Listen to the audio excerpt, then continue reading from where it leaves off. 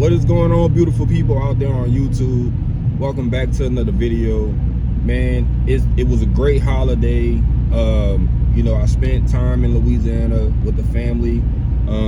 You know, and we spent a ton of money on fireworks. I think we spent maybe almost $600 on fireworks. Learned a very valuable lesson when purchasing you know, fireworks. Of course, we got a bunch of, you know, friendly items for the kids. I mean, we got so many fireworks for the kids, man. It was crazy. You know, me and my girl, we, you know, kind of took everything, set it outside, and let them just kind of, you know, have at it. But what I learned is I'm never buying what they're called, the artillery shells. I'm not buying those, dog. It's too much work to load. I think I had 184 shots, you know what I'm saying? And you basically got to load. You got, I can't remember how many one-shot artillery shells, 2 shots, 3 shots. That's how they came. So basically, when they shoot up, the 1 shot obviously explodes once. The 2 shot, 2 times, 3 shot, you know. So we did those. But I got my son this. It was like a 63 shot, like cannon, like box type deal. So pretty much you just basically sit it down on the ground, you light that bad boy, and it go up and it do its thing. And that's what we used to bring in the new year. That was our 11:59 finale. So it was pretty nice, man. I'm gonna throw up a video so y'all can take a look at it and check it out. But it was pretty cool. So we did that. Man, I don't know if I talked about this on one of my previous videos, but you know, kind of looking around the landscape and talking to a lot of people, you know, family members and stuff like that, people that I'm close to. You know, I see a lot of people that have drive and ambition and a want to do something great in their life.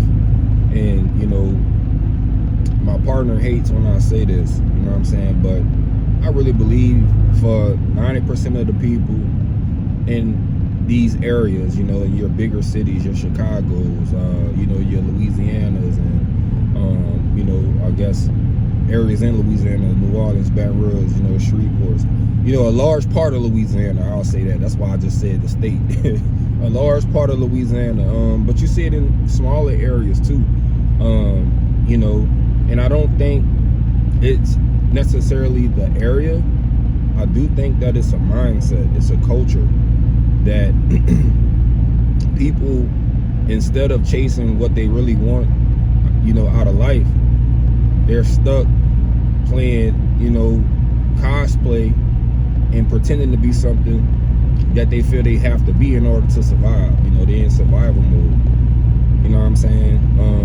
And you can kind of sense it when you are in those environments and you're around that energy. You can kind of sense that you gotta come off and be a certain way, or people gonna feel like you're an easy target. You know, it's not a situation where if you look like you're a civilian and you look like you out of the way, people gonna leave you alone. Like, nah, you have to give off that if you try me, you know, we gonna make something happen. You know what I'm saying? Like, it ain't gonna be easy over here.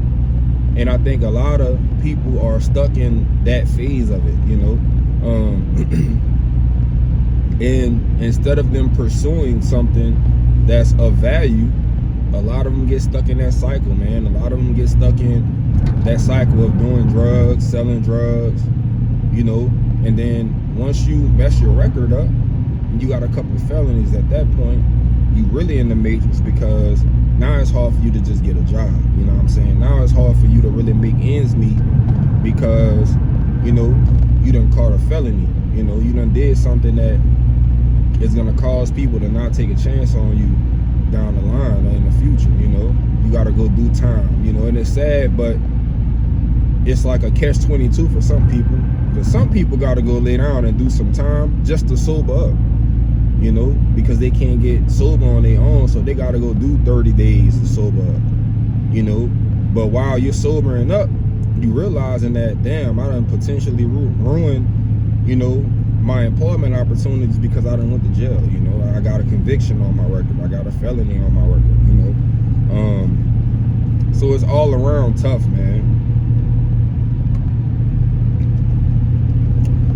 And one of the things that, you know, our organization, you know, as the CEO and, you know, my girl as the COO, that we want to do is we want to create resources for people, you know, to utilize so that they don't feel like they don't have any other options, you know, along with the providing services and, you know, and providing care to individuals with developmental disabilities. You know, we also are thinking about, you know, our youth.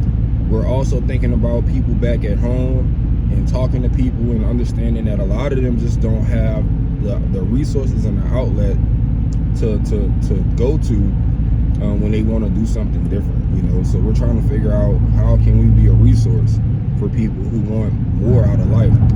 And we ain't talking about just giving people money. We talking about, you know, being able to help people change their perspective, because I think that's ultimately what it becomes about, is perspective. When people don't leave their areas and they stay in those situations and within that culture for most of their life, they lack perspective. They don't know what else exists in the world. You know, and then people are made to feel like, you know, a successful black man is corny. You know what I'm saying? Like, they're further encouraged to do and engage in bullshit all the time, dog. And it's crazy. You know, it's like something is at play. It's like a system, a mechanism that's at play that contributes to keeping them in that situation. And we want to help with that. You know, we want to help become a resource and break that. The other thing that we're understanding about going into business in certain places, in certain areas, there's not resources. There's not enough resources for people, you know, like myself. It very well does feel like there is I guess how you would say, a play at play to make it difficult for black businesses to grow in certain areas, you know what I'm saying, or to start up in certain areas. You know, I think that's what me and my partner seem to be experiencing. It doesn't matter how great the business plan is. It doesn't matter how much money you have. There seems to be a growing struggle for businesses to get started, you know, especially if you're, you know, in the black community. It just, you know, I'm seeing a lot of Hispanic, you know, Latino businesses going up, opportunities given. You know, a lot of the realtors that we deal with, you know, they're Latino, you know, so I mean, it does kind of seem like, you know, they're kind of being given opportunities, and, you know, before we do, and we get, you know, we get the second fiddle or third fiddle, we coming in last, and, you know, they're giving their people the opportunities before they give them to anyone else. I ain't mad at that, you know what I'm saying? I get it. So now the goal is for us to get in and create a resource like that for people like us who are wanting to start businesses, you know? So when we start screening applicants and putting our people first, you know, the hope is that that's going to be appreciated amongst our people, you know what I'm saying? And they're not going to make us look bad, pretty much. Whereas in bigger cities, you know, it's about the money, you know what I'm saying? People about their bag. They don't care what you look like to a certain degree. In these smaller areas, it does seem like there is very much a care of who the applicant is, you know, and it's very tough to get started like that, because some of the nicer things that we're chasing and after seem to go to other people first, you know. But we'll see. It remains to be seen what's going to happen. We're hoping next week is going to be a big week. You know, will it being the week of the new year, figured nobody wasn't gonna be making a lot of moves, so we're hoping that next week is a big week. You know, I fully expected to be delivering services by this point. However, you know, I'm not shocked at the results, that, you know, we're not quite there yet. But just something on my mind I wanted to get off my chest and talk to y'all about. I hope everybody had a great new year, and I hope everyone, you know, brings in the new year, you know, with new life. I don't know if you guys have heard about what took place in New Orleans, and of course the explosion of the Cybertruck to the Trump Tower. Situation in New Orleans on Bourbon was crazy. You know, I was not there. I didn't go to Bourbon. I usually rarely ever go to. I always wanted to go to New York for, you know, to see the ball drop, but rarely ever have I gone to like New Orleans, going to Canal and Bourbon to celebrate the new year, because being from those areas, I kind of know what happens, and how things go down. So usually I stay away from those areas, which I like to be in the country because I want to shoot fireworks.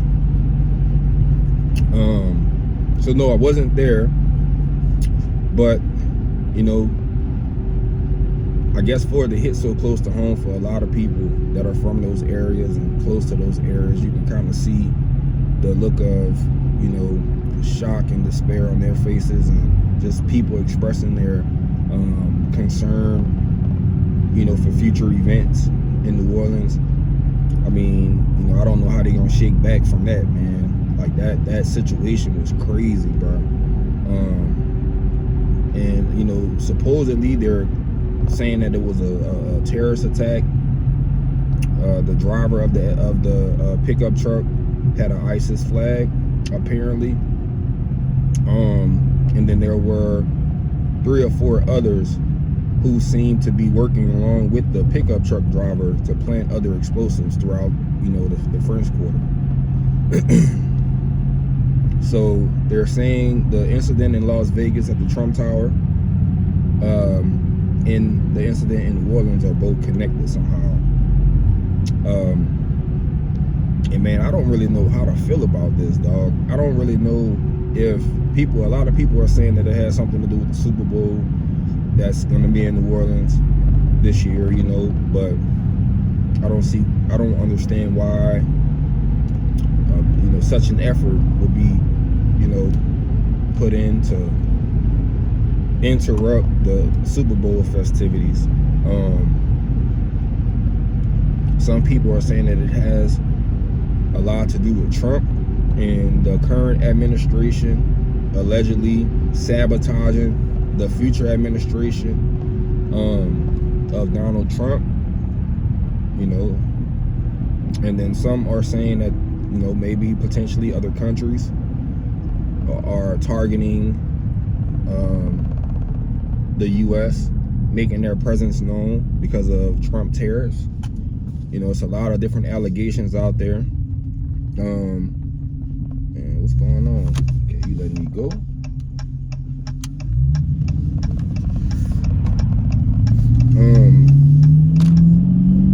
Yeah, so it's a lot of different allegations being made about the why and the who's and everything like that. And of course, there's a conspiracy side of things, where, you know, our own government potentially sabotaging and creating fear amongst the American people. I don't know, man. Y'all tell me what y'all think. You know, obviously I can't share any videos of the incident that took place in New Orleans. You know, there's tons of footage out there, some very gruesome, and I definitely don't care to sit and look at it, you know, over and over and over. But man, there's tons of footage out there. The guy with the pickup truck, man, he just, you know, went ballistic and just, you know, as fast as he could, you know, ran over and injured and killed 35 people. You know, 15 were killed.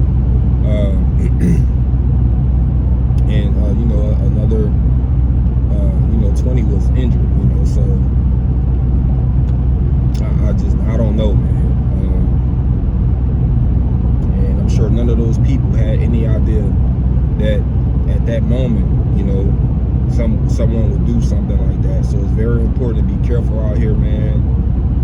I know we don't want our fun to be interrupted, but you know, that's why I like the country, man. Don't a lot go on out here, you know.